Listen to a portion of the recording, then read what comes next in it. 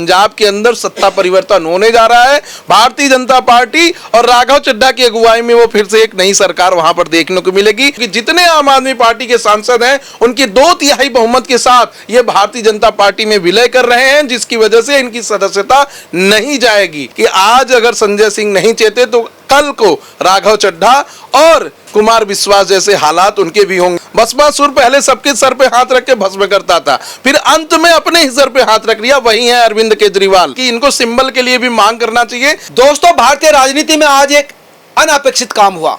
आम आदमी पार्टी के राज्यसभा के 10 में से 7 सांसद टूटकर बीजेपी में चले गए। राघव चड्ढा नाराज चले थे। राघव अपने साथ सिर्फ खुद नहीं गए, 7 लोगों को लेके चले गए। स्वाति मालीवाल जो पहले से नाराज थी वो उनके साथ गई है। हरभजन सिंह जो वर्ल्ड क्लास क्रिकेटर है वो उनके साथ गए, जो क्लेम कर रहे हैं। राजेंद्र गुप्ता, जो विक्रम साहनी, ये तमाम लोग यानी 7 सांसद चले गए। अब एक साथ सांसदों का टूटने की वजह से क्या पार्टी खड़ी रहेगी राज्यसभा में? एक तो ये सवाल, और क्या इसका असर दिल्ली और पंजाब पर भी पड़ेगा? तमाम मुद्दों पर बात करने के लिए विशाल सिंह हैं, जो सुप्रीम कोर्ट के एडवोकेट होने के साथ साथ पंजाब की राजनीति में गहरा दखल रखते हैं, समझ रखते हैं। विशाल भाई, ये जो हुआ है, एक तो इसके पीछे ग्राउंड क्या है? ये इतनी बड़ी संख्या में एक साथ क्या राघव चड्ढा को हटाया था, बोलने से बंद किया था, राघव चड्ढा ने बम फेंक दिया।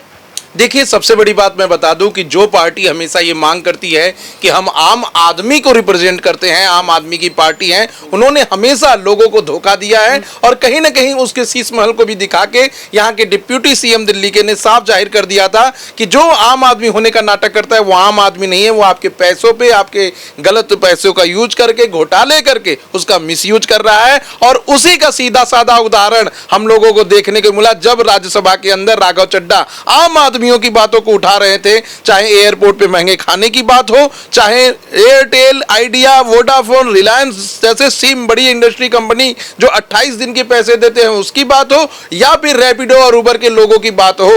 तो ऐसे आम आदमियों के मुद्दे उठाने के बाद अरविंद केजरीवाल ने उनको बोलने से रोक दिया, एक लेटर भेज के राज्यसभा में, जो कि बहुत ही निंदनीय था। और उसी समय भारतीय राजनीति के अंदर एक भूचाल देखने को मिला था कि कैसे जो अभिव्यक्ति की आजादी की हम बात करते हैं, संविधान की बात करते हैं, उसी संविधान के अंदर अभिव्यक्ति की आजादी के अंदर एक व्यक्ति सिर्फ आम आदमी पार्टी का जो लीडर होने की बात करता है, वो सबके अभिव्यक्ति की आजादी रोकने का काम कर रहा है और अपनी मैनिपुलेशन को अपने पूरे पार्टियों में चला रहा है। और हम कई बार ऐसा देख चुके हैं कि गुजरात में जब ये चुनाव प्रचार करने जाते हैं तो पहले चार्टर प्लेन से यहां से पंजाब जाएंगे, फिर पंजाब सरकार के चार्टर प्लेन और पैसे से जाएंगे गुजरात प्रचार करने और अपने आप को आम आदमी पार्टी करते हैं। क्या किसी आम आदमी के अंदर इतनी ताकत है कि चार्टर प्लेन से जो है दूसरी जगह जाएगा प्रचार करने? क्या किसी आम आदमी के पास इतनी ताकत है कि कई जगहों पर अपने लिए बड़े बड़े आलीशान होटल और रिजॉर्ट का इस्तेमाल करेगा? नहीं, ऐसा कहीं नहीं है। और अरविंद केजरीवाल का अब असली चेहरा सबके सामने धीरे धीरे आ रहा है, क्योंकि इसके पहले भी हमने देखा था कि कैसे कुमार विश्वास जो कि संस्थापक दल के नेता थे आम आदमी पार्टी के, कैसे छोड़ के चले गए। इसके पहले हमने देखा है कि कैसे अन्ना हजारे ने इनको ऐसे अनाप शनाप शब्द बोले हैं, क्योंकि इन्होंने इस पार्टी का, उनके पूरे आंदोलन का मिसयूज करके इस पार्टी को बनाया और इस पार्टी का मिसयूज किया। और अब राघव चड्ढा जैसे ईमानदार छवि के नेता जो जन भागीदारी की बात करते हैं, जो आम आदमियों के किस्से को उठाते हैं, वो चले गए। राघव चले गए, ठीक है, लेकिन ये तो अपने साथ 6 को और लेके चले गए। देखिए, वो 6 नहीं, अभी बहुत जाएंगे। और मेरा मानना है कि हो सकता है कि पंजाब में अब आम आदमी पार्टी की सरकार गिर जाए, क्योंकि यही वो लोग थे जिन्होंने पंजाब में 0 से लेके 100 तक आम आदमी पार्टी को खड़ा किया था। अब 2/3 बड़ी बात कह रहे हैं आप, क्या सरकार गिर सकती है पंजाब? एकदम सरकार गिर सकती है। और मैं ये दावे के साथ कह रहा हूं कि हो सकता है कि 1 महीने 2 महीने लग जाए, लेकिन पंजाब के अंदर आम आदमी पार्टी की सरकार गिरेगी। क्योंकि जो वहां के मुख्यमंत्री हैं वो कभी भी अपने स्टेट ऑफ माइंड में नहीं रहते। उनको अब देखेंगे कि उनकी पत्नी ने, उनकी बेटी ने कैसे आरोप लगाया था कि शराब पीकर के साथ मारपीट करते हैं, 2-3 शादियां कर चुके हैं और कई सारी महिलाओं को अपने जो है शिकार भी बना चुके हैं, उनके ऊपर आरोप भी लगाए हैं। तो कहीं ना कहीं ये ऐसे लोगों को ही अपनी पार्टी में चुनते हैं जिसको कि राज्यसभा के सदस्य टूटने के बाद क्या विधानसभा के सदस्य यानी एमएलए भी टूट सकते हैं क्या? देखिए, 100% टूटेंगे। और मैं पहली बार आपके चैनल पे कह रहा हूं कि पंजाब के अंदर सत्ता परिवर्तन होने जा रहा है।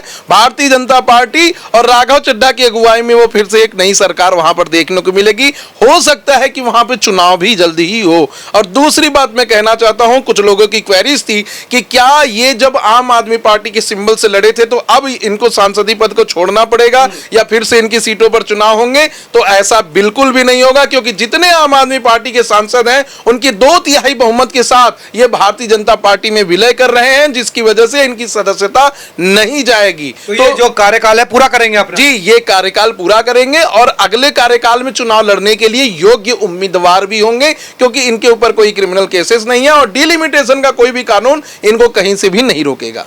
संजय सिंह कह रहे हैं, आम आदमी पार्टी कह रही है कि ऑपरेशन लोटस है, इनको डरा धमका कर जो है पार्टी में शामिल किया गया है बीजेपी में।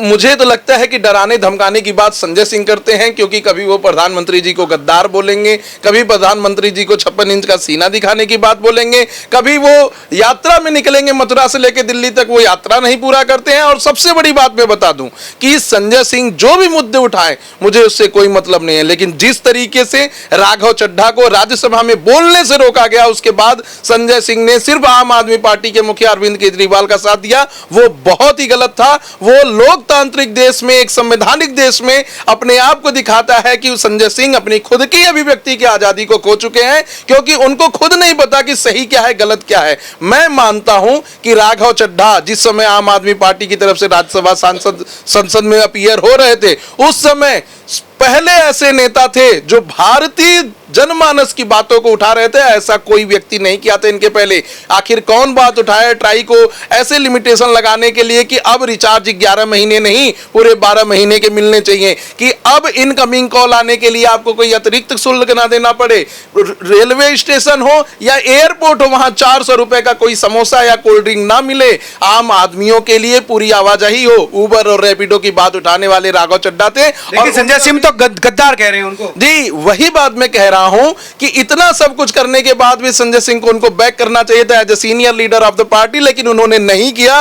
उन्होंने साफ तौर पर उनका विरोध किया, क्योंकि वो अरविंद केजरीवाल के हाथ की कठपुतली बन चुके हैं और उनको इसके अलावा कुछ नहीं आ रहा है। मुझे कहना पड़ेगा कि आज अगर संजय सिंह नहीं चाहते तो कल को राघव चड्ढा और कुमार विश्वास जैसे हालात उनके भी होंगे, और यही आम आदमी क्या संजय सिंह को भी पार्टी छोड़नी पड़ेगी? जी, जरूर छोड़नी पड़ेगी, क्योंकि एक महत्वाकांक्षी इंसान जो ईगो से लबरेज हो वो आज के बाद कल सबको खा जाएगा। देखिए भस्मासुर क्या था, भस्मासुर पहले सबके सर पे हाथ रख के भस्म करता था, फिर अंत में अपने ही सर पे हाथ रख लिया। वही है अरविंद केजरीवाल, पहले ये सबको भस्म करेंगे, फिर अंत में अपने ही सर पे हाथ रख के खुद भस्म हो जाएंगे और आम आदमी पार्टी का आने वाले समय में नामो निशान मिट जाएगा अगर ऐसी ही स्थिति रही। क्योंकि आप बात करते हैं आम जनता की और धरातल पर जब आता है तो आप शीश महल दिखता है, आपका कॉर्पोरेट दिखता है, आपकी चीजें दिखती हैं, आपकी बेटी की शादी में इतने सारे पैसे खर्चे होते हैं, उसका जवाब आपके पास नहीं है। और आज लेकिन दिक्कत है ना विशाल जी, ये हरभजन सिंह, राजेंद्र गुप्ता और विक्रम साहानी, ये तो वो लोग थे जो बिल्कुल इनके पैठ माने जाते थे, फॉलोअर्स माने जाते, ये भी छोड़कर चले गए। जो पाठक जिन्होंने पार्टी को खड़ा किया वो भी छोड़ के चले गए। देखिए, जो इंसान देश को बांटने की साजिश रचता हो, जो इंसान बाहर के देशों से फंडिंग मंगाता हो, जो इंसान चुनाव जीतने के लिए नहीं देश में लोकतांत्रिक व्यवस्था को खत्म करने के लिए चुनाव लड़ता हो, ऐसे इंसान को भारतीय राजनीति में रहने का कोई हक नहीं है। यह देश संविधान से चलेगा और संविधान में साफ साफ कहा गया है कि लोकतंत्र को बनाए रखना है, हर व्यक्ति की भागीदारी उतनी ही होगी जितना एक लोकसभा का सांसद है उतना ही आम आदमी है। तो अब ये आम आदमी पार्टी जो संसदीय दल में लोग गए हैं वापस, तो असली आम आदमी पार्टी कौन सी कहलाई जाएगी? देखिए, मेरा मानना है कि जब इतने बड़े चेंजेस हो रहे हैं तो इसमें इनको आम आदमी पार्टी के जो अभी राघव चड्ढा ने बीजेपी में विलय करने की बात की, इनको सिंबल के लिए भी मांग करना चाहिए। जैसे शिवसेना उद्धव ठाकरे की जो है टूटी और बाद में उनको उद्धव ठाकरे को सिंबल भी नहीं दिया गया, हो सकता है कि अरविंद केजरीवाल से जब ज्यादा सांसद और विधायक चले जाएं तो उनका सिंबल भी छीन लिया जाएगा। और मेरा मानना है कि राघव चड्ढा के साथ पूरा देश खड़ा है। अगर वो आगे बढ़ेंगे मजबूती से तो अरविंद केजरीवाल को जवाब देना पड़ेगा भारत की जनता को कि आखिर उन्होंने ऐसा क्यों किया। पंजाब में क्या हो सकता है इस बड़े डेवलपमेंट के बाद? पंजाब की स्थिति कैसी लग रही है? देखिए, पंजाब में मैं सबसे बड़ी बात बता दूं तो राघव चड्ढा जी भी पंजाब से आने वाले हैं, मित्तल साहब भी पंजाब से आने वाले हैं, और अभी गुजरात का जो लोकल बॉडी पोल का जो पूरा अभी चीजें चल रही हैं, परसों चुनाव भी है, उसकी भी भागीदारी इन्हीं लोगों के हाथ में थी। तो कहीं ना कहीं मुझे लगता है कि आगे चलकर पंजाब में ये पार्टी टूटेगी और हो सकता है या तो मिड टर्म चुनाव कराने पड़े या तो अगर 2/3 बहुमत वहां भी अगर इनके साथ होगी तो ये लोग अपने नई पार्टी के साथ जो जुड़े हैं भाजपा के लोगों के साथ मिलकर कोalition की सरकार बनाएंगे और हो सकता है कि आम आदमी पार्टी को वहां से सत्ता से हाथ धोना पड़े, जैसा कि दिल्ली के अंदर हाथ धोना पड़ा। धन्यवाद विशाल जी। ये थे विशाल चंदेला जी, जिनका कहना था कि सिर्फ 7 सांसदों को जाने का मतलब नहीं है, अब खतरा पंजाब पर है, कहीं ऐसा ना हो कि वहां से भी सरकार गंवानी पड़ सके। आप तमाम लोग क्या सोचते हैं, क्या होगा, जरूर कमेंट करके बताएं। वीडियो अच्छी लगी तो जरूर शेयर कीजिए। धन्यवाद।